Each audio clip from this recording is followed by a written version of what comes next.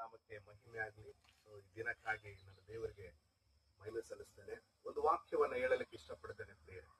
ಮತ್ತಾಯ ಬರೆದ ಪತ್ರಿಕೆ 3ನೇ ಅಧ್ಯಾಯ 10ನೇ ವಾಕ್ಯ ಇರ್ತದೆ, ಈಗಲೇ ಮರಗಳ ಬೇರಿಗೆ ಕುಡಲಿ ಹಾಕಿದೆ, ಒಳ್ಳೆ ಫಲವನ್ನು ಕೊಡದ ಪ್ರತಿಯೊಂದು ಮರವನ್ನ ಕಡಿದು ಬೆಂಕಿಯಲ್ಲಿ ಹಾಕುತ್ತಾರೆ ಎಂಬುದಾಗಿ. ಈಗ ನಾವು ನೋಡ್ತಾ ಇದ್ದೀವಿ, ಇಲ್ಲಿ ಮರವನ್ನ ನಾವು ಕಡಿದಿದ್ದೇವೆ, ಫಲ ಕೊಡದಿರುವಂತ ಮರವನ್ನ ನಾವು ಕಡಿದಿದ್ದೇವೆ. ಸ್ವಲ್ಪ ದಿನ ಆದ್ಮೇಲೆ ಅದು ಒಣಗೋಗುತ್ತೆ.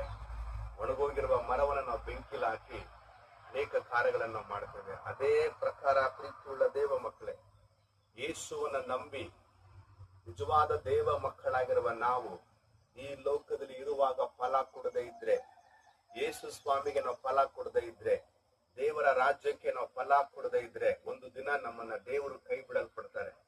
ನಮ್ಮನ್ನ ದೇವರೇ ಕೈ ಬಿಡಲ್ಪಟ್ಟಾಗ ನಮಗೆ ಸಿಗುವಂತ ಕೊನೆ ದಿನ ಅದು ನರಕ ಆಗಲ್ಪಡುತ್ತದೆ, ಅದು ಬೆಂಕಿಯಲ್ಲಿ ಹಾಕಲ್ಪಡ್ತೇವೆ. ಹಾಗಾಗಿ ಇವತ್ತೇ ಈ ವಾಕ್ಯದ ನಿಮಿತ್ತ ನಿಮ್ಮನ್ನ ನೀವು ಎಚ್ಚರ ಮಾಡಿಕೊಳ್ಳ್ರಿ.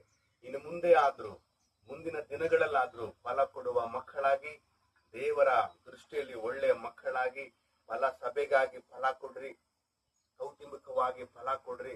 ಈ ಲೋಕದಲ್ಲಿ ಅನೇಕ ಫಲಗಳನ್ನ ಕೊಟ್ಟು ದೇವರಲ್ಲಿ ಒಳ್ಳೆಯ ಫಲ ಎಂಬುದಾಗಿ ಹೆಸರನ್ನ ಪಡ್ಕೊಳ್ರಿ ಎಂಬುದಾಗಿ ವಾಕ್ಯದ ಮುಖಾಂತರ ತಿಳಿಸ್ತಾ ಇದ್ದಾನೆ. ಈ ವಾಕ್ಯ ನಿಮ್ಮನ್ನ ಆಶೀರ್ವಾದ ಮಾಡ್ಲಿ. God bless you.